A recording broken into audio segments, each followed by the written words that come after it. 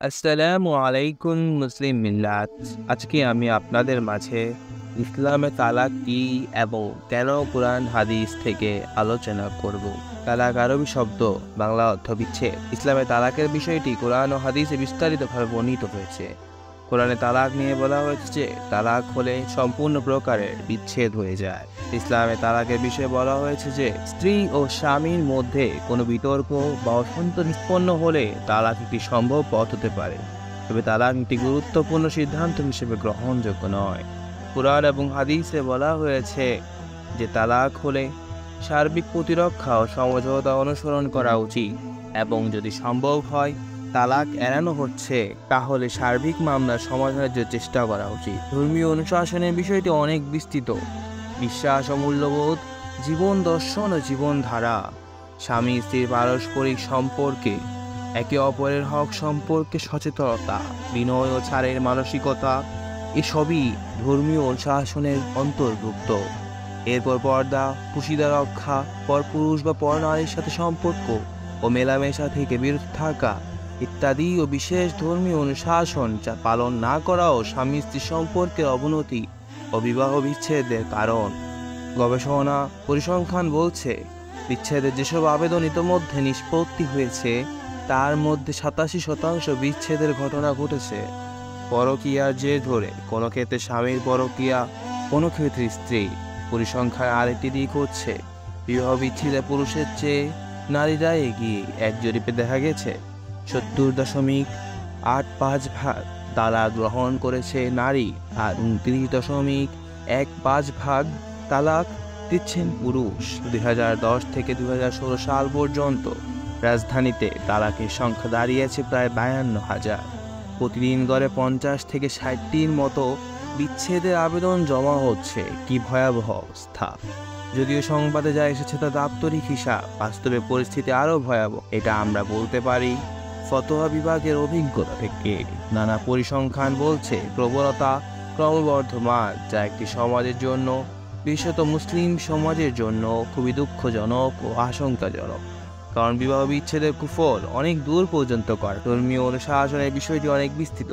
বিশ্বাস ও মূল্যবোধ, জীবন দর্শন ও জীবনধারা, স্বামী স্ত্রীর পারস্পরিক সম্পর্ক, একে অপরের হক সম্পর্কে সচেতনতা, পরপুরুষ বা পরনারীর সঙ্গে সম্পর্ক ও মেলামেশা থেকে বিরত থাকা ইত্যাদিও বিশেষ ধর্মীয় অনুশাসন যা পালন না করাও স্বামী স্ত্রী সম্পর্কের অবনতি ও বিবাহ বিচ্ছেদের কারণ। পরিসংখ্যান ও বিষয়টিকে সমর্থন করে। এক গবেষণায় দেখা গিয়েছে 87% বিচ্ছেদের ঘটনা ঘটছে পরকীয়ার জের ধরে। কোনো ক্ষেত্রে স্বামীর পরকীয়া, কোনো ক্ষেত্রে স্ত্রী।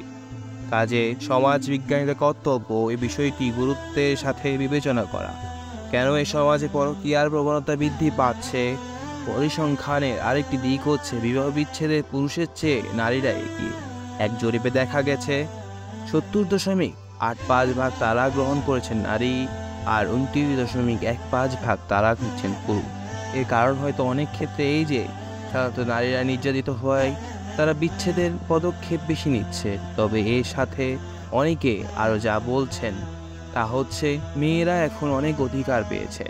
সামাজিক অর্থনৈতিক দুদিক থেকে বেশি অধিকার পেয়ে স্বামীকে তালাক দিতে আগের চেয়ে বেশি আগ্রহী হচ্ছেন। আগেকার দিনে মেয়েরা সংসার ও ছেলে মেয়েদের নিয়ে বেশি ব্যস্ত থাকতেন। এখন একক পরিবার হওয়ায় এবং বাইরের চাকরি বাকরির ও সার্বিক স্বাধীনতার বিস্তার ঘটায় বাইরের মানুষের সাথে তাদের মেলামেশা বেড়েছে এবং স্বামীদের চেয়ে বাইরে বন্ধু বান্ধবদের দিকে বেশি ঝুঁকছে। তাই পারিবারিক অবস্থা একটু খারাপ হলে তালাকের চিন্তা করছে। অনেক ক্ষেত্রে পুরুষরা খুব বেশি অত্যাচারী হয়ে থাকে। এছাড়া তথ্য প্রযুক্তির প্রভাব, সামাজিক যোগাযোগ মাধ্যম ও আধুনিক সংস্কৃতির কারণে সংসার ভাঙছে। বর্তমানে মেয়েরা বিদেশি টেলিভিশন, স্টার জলসা, জি বাংলা সহ বিভিন্ন ধরনের সিরিয়াল দেখে সাংস্কৃতিক দিক থেকে প্রভাবিত হচ্ছে। এই কথাগুলো কোরআন ও কোনো ধর্মীয় ব্যক্তিত্বের নয়, এদেশের আধুনিক চিন্তাধারায় সমাজ চিন্তকেরা এই কারণগুলো নির্দেশ করছেন। এখান থেকে বেশ কিছু বিষয় বুঝে আসে।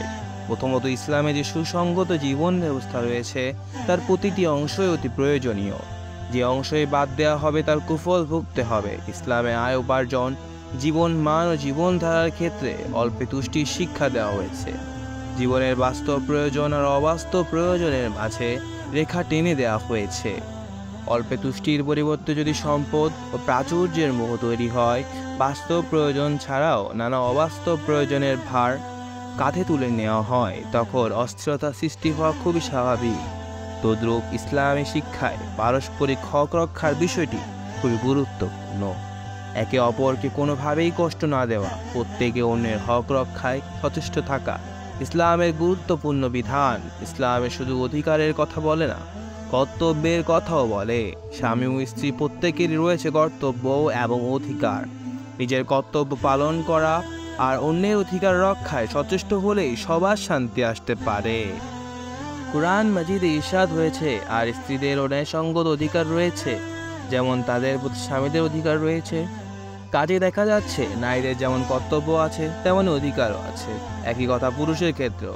তাই পারিবারিক শান্তি শৃঙ্খলার জন্য স্বামী স্ত্রী উভয়কে নিজ নিজ কর্তব্য সম্পর্কে সচেতন হতে হবে এবং একে অপরের হক ও অধিকারের বিষয়ে শ্রদ্ধাশীল হতে হবে। পারিবারিক শান্তির জন্য শুধু পরিবার কেন্দ্রিক ইসলামী অনুশাসনগুলোই নয়, সাধারণ অনুশাসনগুলো মেনে চলার গুরুত্ব। পরিবারের ভরণ পোষণের সম্পূর্ণ দায়িত্ব পুরুষের।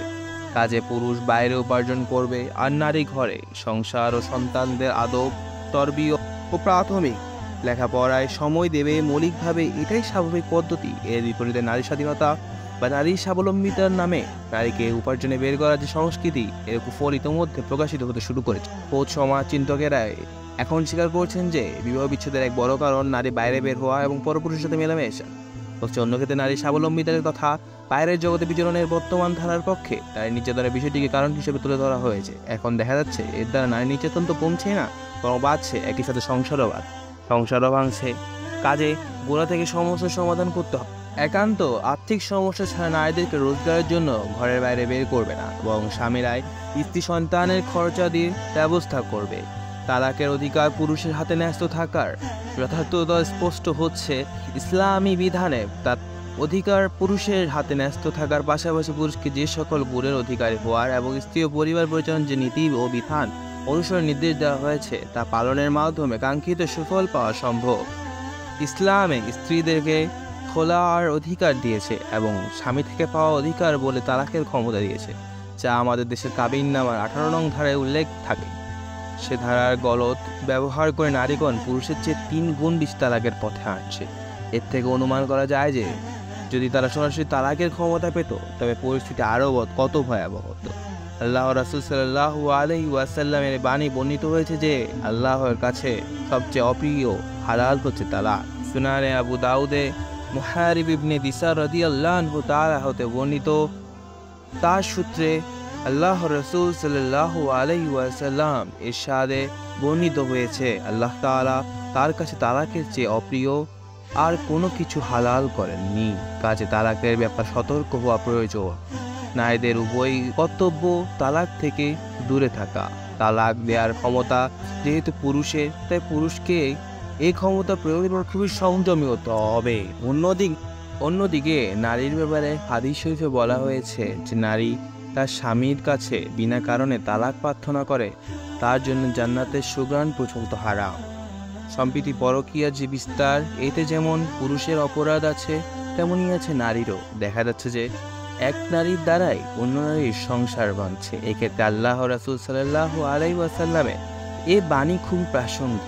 আল্লাহ রাসূল সাল্লাল্লাহু আলাইহি ওয়াসাল্লাম বলে, কোনো নারী যেন তার অপর নারীর ইচ্ছা নিজের পাত্রে উপর করে নেওয়ার জন্য তালাকের ফরমাইশ না করে। প্রত্যেকের কর্তব্য নিজের পাতে যা আছে সন্তুষ্ট থাকা। অন্যের পাতে যা আছে তাও নিজের পাতে নিয়ে নেওয়ার মতো লোভী মানসিকতা কোনো ভদ্র মানসিক হতে পারে না। তালাক ও বিবাহ বিচ্ছেদের পর্যায়টি হচ্ছে সর্বশেষ পর্যায়, যা একান্ত অনিবার্য প্রয়োজন স্বার্থে বদ্ধ করা হয়েছে।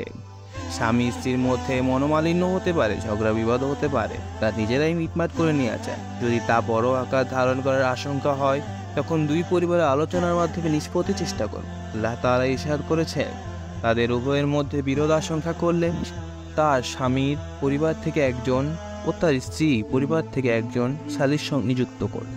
তারা উভয়ে নিষ্পত্তি চাইলে আল্লাহ তাদের মধ্যে মীমাংসার অনুকূল অবস্থা সৃষ্টি করবে। নিশ্চয়ই আল্লাহ সর্বজ্ঞ, সবিশেষ অবহিত।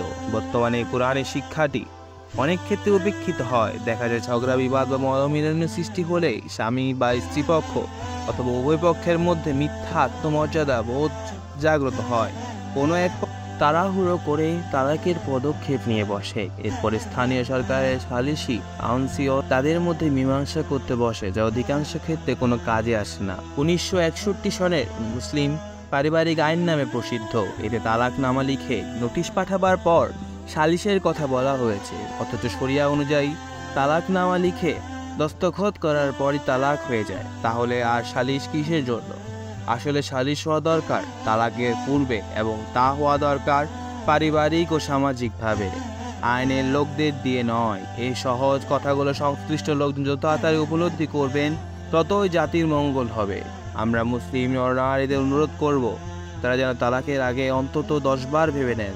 সালিস সমঝোতা সহ যাবতীয় পূর্ব পদক্ষেপ বিফল হয়ে গেলে যদি তালাকের পথে যেতে হয়, তবে কোনো নির্ভরযোগ্য আলেমের পরামর্শ নিতে তা করবে, এবং কোনো ক্রমে এক তালাক বা এর বেশি দিবে না, যেন পরে সংসার পুনর্বহারের সুযোগ থাকে। তাই আমাদের উচিত আমরা ভুল ভেবে কোনো সিদ্ধান্ত নেব না। আমরা একটা সিদ্ধান্ত নেওয়ার আগে অনেকবার নিজেরাই ভাববো।